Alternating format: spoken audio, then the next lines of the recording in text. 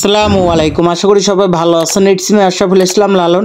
আশরাফুল ইসলাম লালন Italy page এবং YouTube channel যে যেখান থেকে দেখছেন সবাইকে আন্তরিক ভালোবাসা অভিনন্দন। যারা ফেসবুকে থেকে দেখছেন ফেসবুক পেজটি লাইক ফলো শেয়ার দিয়ে এবং কি ইউটিউব চ্যানেলটি সাবস্ক্রাইব করে পাশে থাকুন। ধন্যবাদ। আজকের টপিকটি হলো যে ইতালি ভিসা ভুক্তভোগীদের জন্য অত্যন্ত সুখবর এবং কি গুরুত্বপূর্ণ একটি নিউজ।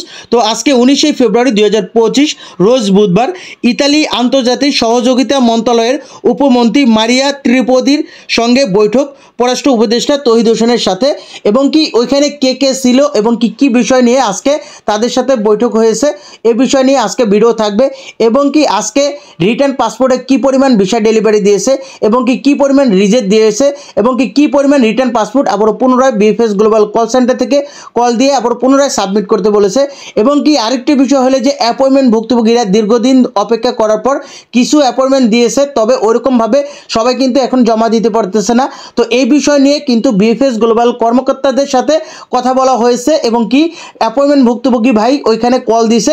তবে আজকে যে কল রেকর্ডটা উচিত কথা বলেছে প্রত্যেকটা ভুক্তভোগীর যে যারা ইতালি ভিসা ভুক্তভোগী আছেন প্রত্যেকের কথাটাই কিন্তু তুলে ধরা হয়েছে। আমি মনে করি যে এই যে ভাইটা বিএফএস গ্লোবাল কর্মকর্তার সাথে কথা বলেছে এখানে প্রত্যেকটা ভুক্তভোগীদের কথাগুলো তুলে ধরা হয়েছে এবং কি যেভাবে কথাগুলো বলছে এখানে কড়া জবাব দিয়েছে। উনি যেভাবে কথা বলেছে এটা আসলেই প্রত্যেক ভুক্তভোগীদেরই কথা।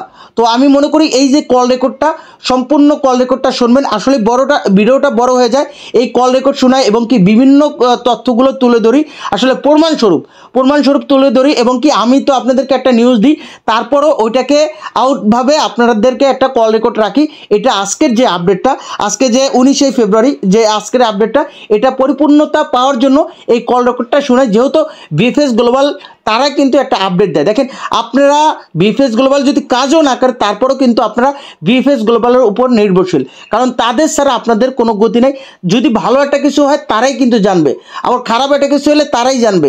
তো এই জন্যই সরাসরি বিএফএস গ্লোবাল কর্মকর্তারা কথা বলে, এইটাই কিন্তু আপনাদেরকে শোনাই। তো এটাই বলবো যে এই ভিডিওটা সম্পূর্ণ না টেনে দেখবেন। মারিয়া ত্রিপোদির সঙ্গে যে আজকে তৌহিদ হোসেনের সাথে যে বৈঠকটা হয়েছিল, তো বৈঠকের ভেতরে আমাদের এই যে ভিসা ভুক্তভোগী যারা আছে দীর্ঘদিন অপেক্ষা করতেছেন যে ভিসাগুলো পাইতেছে না এই বিষয়টাও কিন্তু তুলে ধরা হয়েছিল।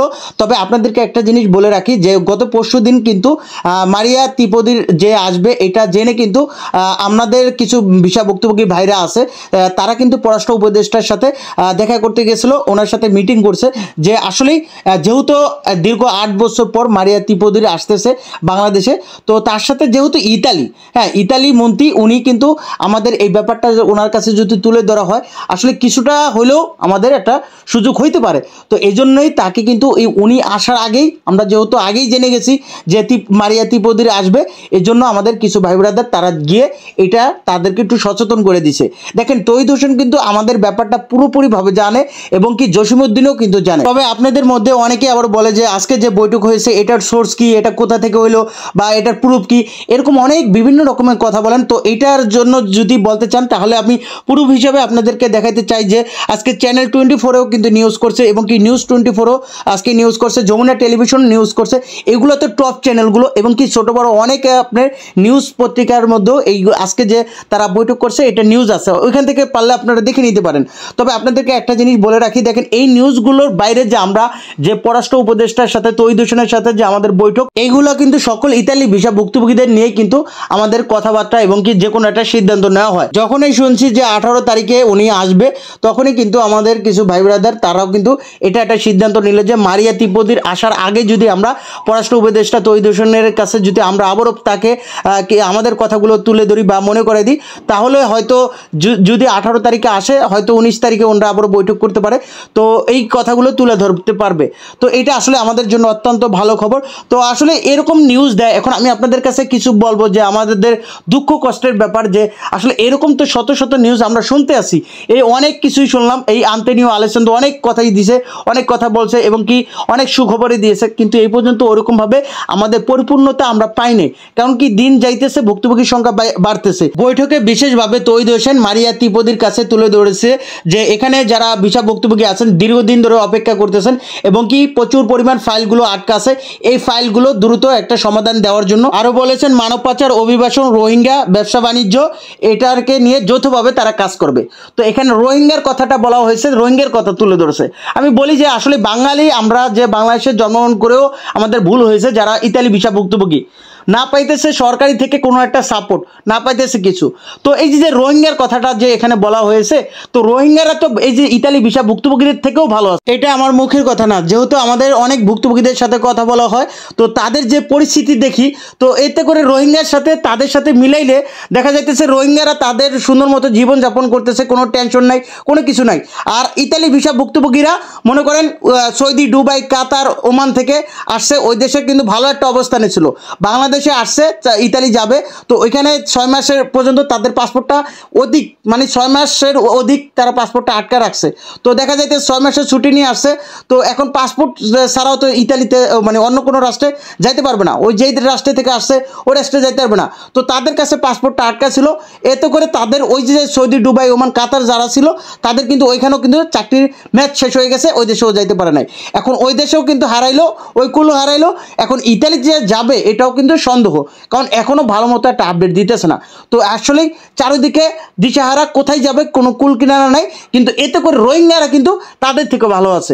আসলে কষ্ট পায় না, আসলে আমি আপনাদের পক্ষ নিয়ে একটা কথা বললাম যে রোহিঙ্গারা তো ভালো একটা অবস্থানে আছে, আপনারাও তো দেখতেছেন ভুক্তভোগীরা কতটা যে খারাপ অবস্থানে আছে। আসলে ভুক্তভোগীদের কথা যখন শুনবো তখনই বুঝবেন, আপনারা একজনের সাথে আরেকজন ভুক্তভোগীর যারা আছেন তারাই বুঝবেন যে আসলে ভুক্তভোগীরা কতটা কষ্টে আছে। এটাই বলবো যে আসলে এই যে বৈঠকে এটাই হতাশ যে রোহিঙ্গাদের নিয়ে এখানে কিসের কথা বলা, তাদেরকে বিভিন্ন দেখি বিভিন্ন রাষ্ট্র থেকে কোনো লোক আসলে তাদেরকে রোহিঙ্গার কথা তুলে ধরে, যে শত শত মানুষ যে এই দেশে জন্মগ্রহণ করছে তাদের কোনো কথা তুলে না ধরে দেখি কি রোহিঙ্গার কথাটা হেডলাইন হয়ে থাকে।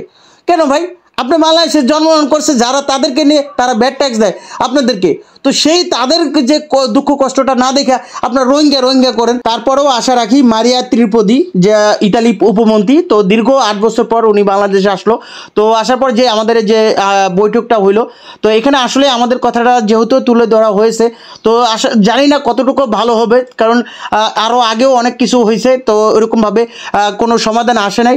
এখানে কিন্তু আন্তোনিও আলেসান্দ্রোও ছিল, তো উনিও ছিল ইতালির রাষ্ট্রদূত, এবং কি আরও বর্গবৃন্দ যারা অন্যরাও ছিল। আজকে ভিসা ডেলিভারি আপডেট, আজকে 19 ফেব্রুয়ারি 2025 রোজ বুধবার। মোট রিটার্ন পাসপোর্ট ডেলিভারির সংখ্যা ছিল 3টি প্রায়। মোট রিটার্ন পাসপোর্ট রিজেক্টের সংখ্যা ছিল 37টি প্রায়। মোট রিটার্ন পাসপোর্ট সাবমিটের সংখ্যা ছিল 17টি প্রায়। মোট ভিসার সংখ্যা ছিল 43টি। এর মধ্যে ফ্যামিলি ভিসা ছিল 21টি, এগ্রিকালচার ভিসা ছিল 13টি, স্পন্সর ভিসা ছিল 4টি, ডোমেস্টিক ভিসা একটাও হয় নাই, ট্যুরিস্ট ভিসা ছিল 3টি, বিজনেস ভিসা 1টি, স্টুডেন্ট ভিসা 1টি।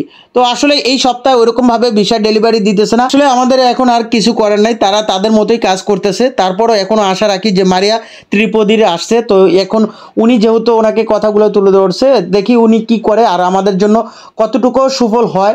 আসলে সুফল হবে কি হবে এটা আসলে সন্দেহের মধ্যে, যেহেতু বিগত দিনগুলোতে এরকম অনেক হয়েছে, তো কোনো রকম আমরা ওরকম সুফল পাই নাই। তারপরেও আশা রাখি। এখন আজকে যে কল রেকর্ডটা শোনাবো, বিএফএস গ্লোবাল কর্মকর্তাদের সাথে কথা বলা হয়েছে, আসলে আমি মনে করি যে কল রেকর্ডটা আপনার সবাই মনোযোগ দিয়ে শুনবেন, তাহলে এখানে অনেক কিছু বলা হয়েছে, তো এবং কি ওই ভাইটি কিন্তু উচিত জবাব দিয়েছে। আমি এখন আপনার ফোন সংযোগ করব। ধন্যবাদ বিএফএস গ্লোবাল ইতালি কল করার জন্য। জুবাইর, হ্যালো, আসসালামু আলাইকুম। করতে পারি? হ্যালো, আসসালামু আলাইকুম। আসসালামু আলাইকুম। ভাইয়া, আমি আপনাদের এখানে মেইল করছিলাম, আমি ইটালি ওয়ার্ক ভিসার জন্য এই মেইল করছিলাম 19 মে। তো আমি অটো রিপ্লাইও পাই, তো অটো রিপ্লাই পাওয়ার পরে আপনাদের ওখানে যাই, তো তারপরে সেখান থেকে আপনার চেক আপ করার পরে বললো যে আপনাদের ওখানে আমাদের ইমেল পেয়েছি, প্রসেসিংয়ে আছে, কিন্তু এরপরে কোনো আর অ্যাপয়েন্টমেন্টের বিষয়ে আমি কোনো অ্যাপয়েন্টমেন্ট পেলাম না। তো অ্যাপয়েন্টমেন্টটা কি আপনাদের কি চলমান আছে, বা কি মানে আমি কি অ্যাপয়েন্টমেন্ট পাবো না? না পেলেও তো তারা একটা ফিডব্যাক দিবে। জি স্যার, আমি বুঝতে পেরেছি। কাইন্ডলি একটু দয়া করে শুনবেন। যেহেতু আপনি অ্যাপয়েন্টমেন্টের জন্য মেইল করেছেন, তো কবে নাগাদ করেছিলেন? মে মাসের 19 তারিখে। মে মাসের 19 তারিখে আপনি অটো রিপ্লাই পেয়েছিলেন? হ্যাঁ, অটো রিপ্লাই পেয়েছি। এ ব্যতীত কি অ্যাপয়েন্টমেন্টের জন্য কোনো শিডিউল, কোনো স্লট অ্যাপয়েন্টমেন্টের মেসেজ বা ইমেল পেয়েছিলেন? না, এছাড়া কোনো মেসেজও পাই নাই, কলও পাই নাই, কোনো আমার ইমেলে ফিডব্যাকও আসে নাই, কোনো কিছুই পাই নাই। তো এখন এটা কি করা, কোনো সমাধান কি? আমি তো কোনো অনেক দিন যাবত আমি এই জন্য অপেক্ষা করতেছি। আমরা তো বাইরে থেকে এসে বসা আছি, আর কি কোনো সলিউশন নাই নাকি? স্যার অবশ্যই বর্তমানে হচ্ছে যে আমাদের সকল ধরনের অ্যাপয়েন্টমেন্ট যে স্লট রয়েছে সকল কিছু সাসপেন্ড আকারে রয়েছে, যেটা সরাসরি এম্বাসি কর্তৃক নিয়ন্ত্রিত হচ্ছে। অ্যাজ সুন অ্যাজ পসিবল যখন আবার আমাদের খুব শীঘ্রই শুরু হওয়ার কথা রয়েছে, তো যখন আবার রিওপেনিং হবে আমাদের অ্যাপয়েন্টমেন্ট স্লট তখন এটা কবে শুরু হবে? এটাও সম্ভবত এই ফেব্রুয়ারি মাস, এখন আজকে 19 তারিখ, এখন থেকে আর কি অবশ্যই শুরু হওয়ার সম্ভাবনা রয়েছে, যেটা হচ্ছে যে সামনের মাসের মধ্যেই পুরোপুরিভাবে আপনারা অ্যাপয়েন্টমেন্টের জন্য মেল পেয়ে যাবেন। ফেব্রুয়ারি মাস তো শেষের পথে, আজকে 19 তারিখে, আর কবে কতদিন? আমি তো ফোন করতেছি সেই আপনার ওই নভেম্বর হইতে। আপনার দেখলাম গত পরশু দুই একদিন আগে যে আপনাদের ওখানে 4-5 জন জমা দিছে, এরপর আবার বন্ধ করলেন, এটা কি বুঝলাম না। এটা কি কারণে বন্ধ হলো, আমার একটু কি বলা যাবে? জি জি জি, অবশ্যই আপনাকে বলা যাবে। যে বিষয়টা হচ্ছে যে যাদের ন্যূনতম ভেরিফিকেশনের প্রবলেম ছিল অথবা আদার্স ডকুমেন্টসের প্রবলেম ছিল, ইভেন কি যারা একটা লং টাইম যাবত অপেক্ষা করছিল অ্যাপয়েন্টমেন্টের জন্য, বাট অ্যাপয়েন্টমেন্ট পাচ্ছিল না, তো ওভারঅল সবকিছু মিলিয়ে এম্বাসি থেকে যখনই তাদের পেপার সিগনেচার ডকুমেন্টস খুব ভালোভাবে যখন সাবমিশন করেছে আমাদের কাছে, সাবমিট করেছে, তো তখনই তাদেরকে অ্যাপয়েন্টমেন্টের জন্য মেল পাঠানো হয়েছে, যেটা সরাসরি এম্বাসি কর্তৃকই মেল পাঠানো হয়েছে। ঠিক আছে, তো যার কারণে তাদের অল্প কিছু সংখ্যক, আমি শেষ করি, অল্প কিছু সংখ্যক অ্যাপয়েন্টমেন্ট যারা তাদেরকেই আর কি মেল পাঠানো হয়েছে। তো এই ব্যতীত আর কাউকে অতিরিক্ত ভাবে অ্যাপয়েন্টমেন্টের জন্য মেল পাঠানো হয়নি। তো আপনি আশা রাখতে পারেন যে অ্যাজ সুন অ্যাজ এই যে মার্চের মাসের মধ্যে আপনি অবশ্যই অ্যাপয়েন্টমেন্টের জন্য স্লট। তো ফেব্রুয়ারি দিয়ে আবার মার্চে গেছেন, এরপর তো বলবেন এপ্রিলে, আগে না ডিসেম্বর মাসে বললেন আমরা জানুয়ারি মাসে হয়তো আপনি পেতে পারেন। তো মাস তো একটার পর একটা মাস যাচ্ছে, তো কোনো তো সলিউশন আসছে না। একটু সময় নিয়ে অপেক্ষা করুন, এ ব্যতীত অন্য আর এখন বর্তমানে কিছু করার থাকছে না। ঠিক আছে, এটা আর কতদিন ওই অপেক্ষা করার পর চলতে থাকবে? আর আমাদের যদি নাও হয়, আমাদের যদি কোনো সমস্যা থাকে নলস্থায়, তাহলে আমাদেরকে ফিডব্যাক দিয়ে দেখ, আমরা অন্য জায়গায় আমরা ট্রাই করি। কিন্তু এরকমই তো বছরের পর বছর রাখার তো কোনো হয় না। আপনারা বলেন না তাদেরকে, টাকলা মুরাদের বলেন না যে মুরাদ তুমি এটার ব্যবস্থা করো? আপনাদের এখানে কি ফোন কলগুলো কি রেকর্ডে হয় না নাকি? তারপরে তাদের কাছে কি পাঠান না নাকি?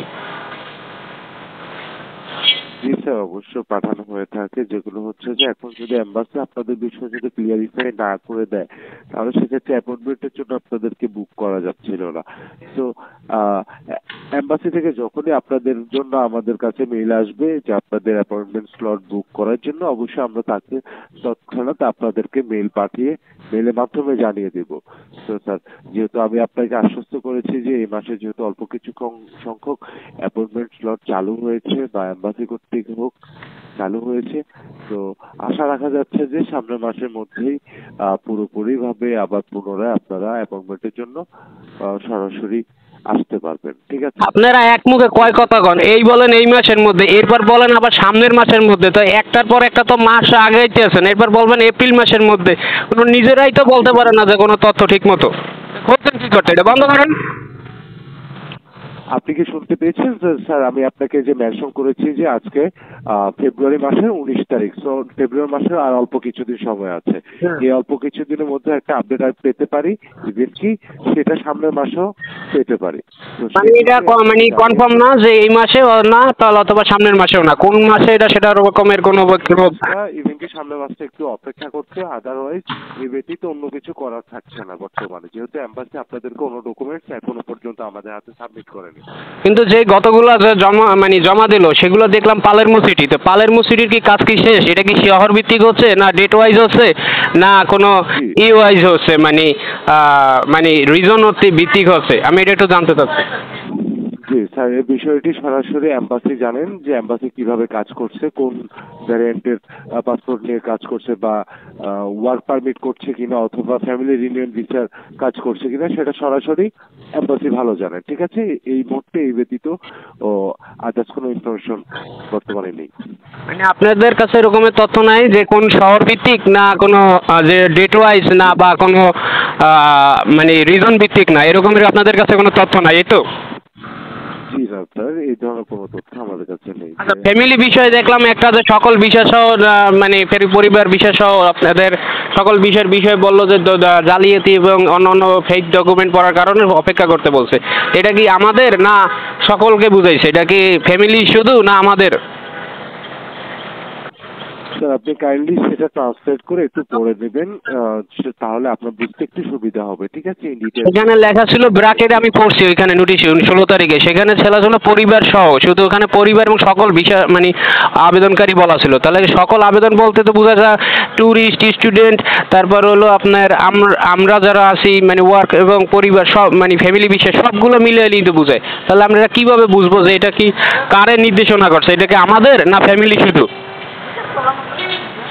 এখানে ফ্যামিলি এবং সকল বলা হয়েছে। ঠিক আছে, যেহেতু স্যার উল্লেখ রয়েছে যে কোন কোন দিয়ে, তো সেক্ষেত্রে অবশ্যই সকল ভিসা অ্যাপ্লিকেন্টকেই মেনশন করা হয়েছে। আপনি যে ভিসার জন্য অ্যাপ্লাই করতে চান সেই ভিসার পারপাসে যত ডকুমেন্ট, যত পেপার, যত যা কিছু আছে সকল কিছুই একত্রে কালেক্ট করে দেন সাবমিশনের জন্য বলা হয়েছে। ঠিক আছে, তো সেটি হচ্ছে যে আরেকটু যদি আপনি গুগল ট্রান্সলেট করে যদি দেখে থাকেন তাহলে অবশ্যই আপনার জন্য বুঝতে সুবিধা হবে স্যার। আর নেক্সটে যারা অ্যাপয়েন্টমেন্ট বা যারা অ্যাপ্লাই করবে তাদের উদ্দেশ্যে নোটিশটি দেওয়া হয়েছে, কাইন্ডলি বুঝতে পেরেছেন? হ্যাঁ, বুঝতে পারলাম। কিন্তু আর একটা বিষয় হলো যে আমাদের যে ডকুমেন্টগুলো, এটা কি আমরা কি ডিরেক্ট পাসপোর্ট জমা দেবো নাকি স্ক্যান কপি জমা দেবো যদি আমরা জমা দেওয়ার ডেট পাই?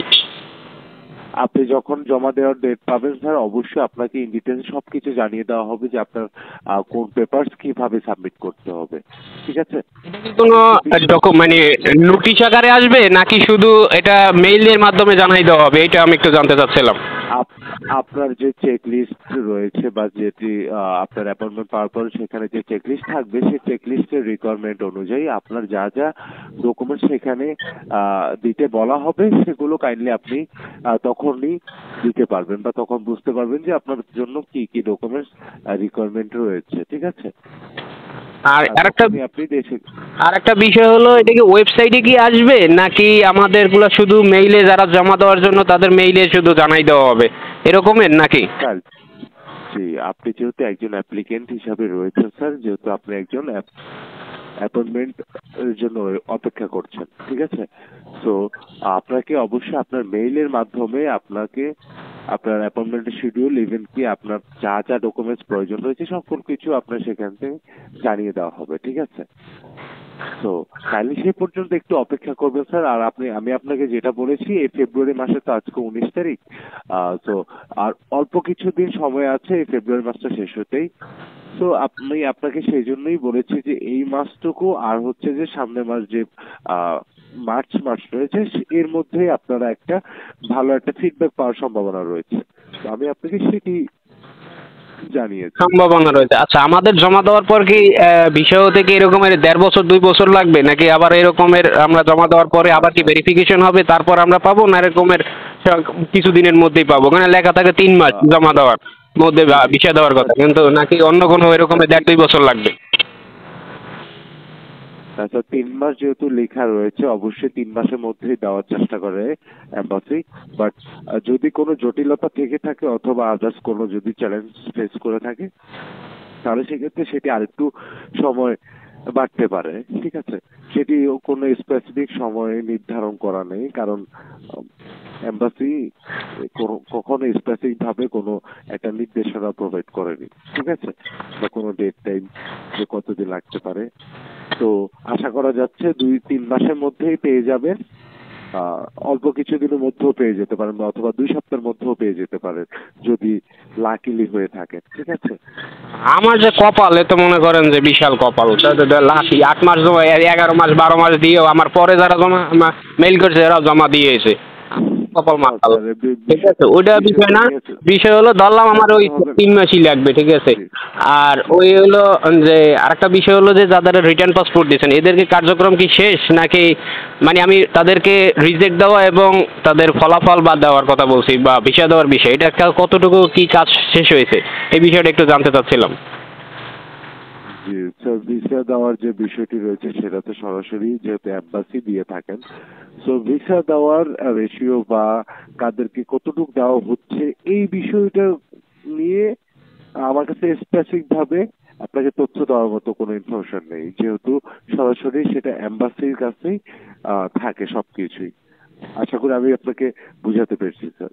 এটা সব অ্যাম্বাসির কাছে, কিন্তু অ্যাম্বাসিতে ফোন দিলে বলে আপনারা বিএফএস এর কাছে জিজ্ঞেস করেন, আমাদের কাছে কোনো কিছু নেই। স্যার বিএফএস আমরা কি বলতে পারি বলেন, আপনারা হলো আপনাদের মাধ্যমের জন্য আপনাদের কাছে ফোন দিই, এছাড়া তো আর কোনো কিছু না। না, অবশ্যই আমাদের কাছে যেসব সকল তথ্য রয়েছে স্যার, বা এখন পর্যন্ত আমি আপনাকে সর্বোচ্চ চেষ্টা করছি যাতে সর্বোচ্চ ইনফরমেশন প্রোভাইড করতে, বাট এই ইনফরমেশনটুকু আমার কাছে স্পেসিফিক ভাবে নেই, সেই জন্য আমি আপনাকে এই ইনফরমেশনটুকু দিতে পারছি না স্যার। আচ্ছা, এখন সর্বশেষ কথা হলো এই ফেব্রুয়ারি মাসের আর আছে মানে 28 তারিখ তো 19, এই 8 দিন, আর মার্চ মাসের আছে 31। মার্চ মাসে তো রোজার মধ্যে মনে করেন কিছুদিন পর তো আবার বন্ধ হয়ে যাবে, তারপরে আপনাদের যে কদিন ওয়ার্কিং ডে আছে এর মধ্যে ওই পাওয়ার আশা আছে, এই তো শুরু হওয়ার কথা আছে বর্মানি বৃহৎ আকারে। জি স্যার, আশা রাখতে পারেন, যেহেতু এই মাসের শুরুর দিক থেকে অল্প কিছু সংখ্যক যেহেতু এমবাসি শুরু করেছে, আমরা সেইভাবে আর কি আশা রাখছি যে ইনশাল্লাহ আগামী মাসের মধ্যে, এখন এই মাস থেকে আগামী মাসের মধ্যে আপনাদের জন্য একটা ভালো একটা ফিডব্যাক আশা করছি, তো সেই জন্য আপনাকে সেটি জানিয়েছি। ঠিক আছে।